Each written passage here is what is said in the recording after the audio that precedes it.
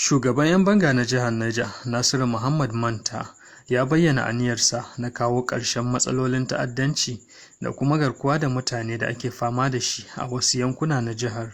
inda ya bayyana hakan yayin da ake sauraron ra'ayoyin masu ruwa da tsaki a fadar majalisar dokokin na jihar. Ina son a gaya ma mai girma gona, sako ga mai girma gona, a bamu dajin nan wata uku a fito mana da duk wani matakin tsaro, a fito mana da shi ya dawo gida, mu shiga daji ko ɗan kaza ba ta kan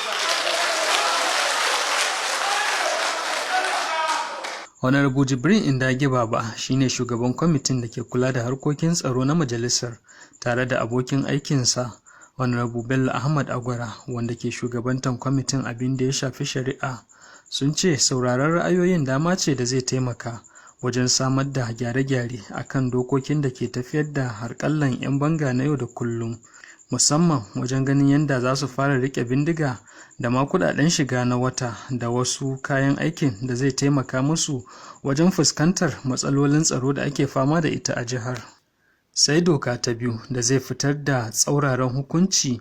ga waɗanda aka kama da laifin samar da bayanai ga 'yan ta'addan da ke taimaka musu wajen aiwatar da ɓarnan nasu. Kwamishinan 'yan sanda na jihar Adamu Usman, wanda ya samu wakilcin DCP Shawulu Ebenezer ɗan Mamman, ya ce samar da gyara a dokar yunkuri ne mai kyau, sai dai kwamitin ta sa hankali sosai wajen zayyana iyakokin 'yan bangan ta yadda nan gaba ba za su zo suna cin karo da sauran hukumomin tsaro ba.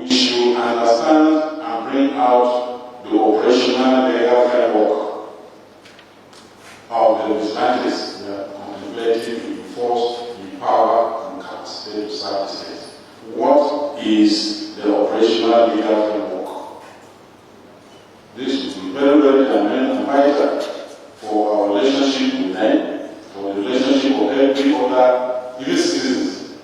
with them. A ɓangarensa kuwa, babban magatakardan jihar Alhaji Ibrahim Ahmad Matane ya nuna goyon bayan ɓangaren zantarwa na gwamnatin jihar,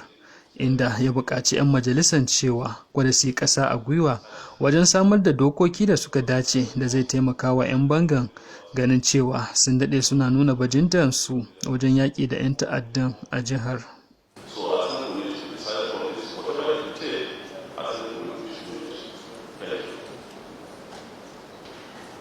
Ƙarshen rahoton kenan daga nan jihar Niger, Muhammad Sani Lawal Aduba.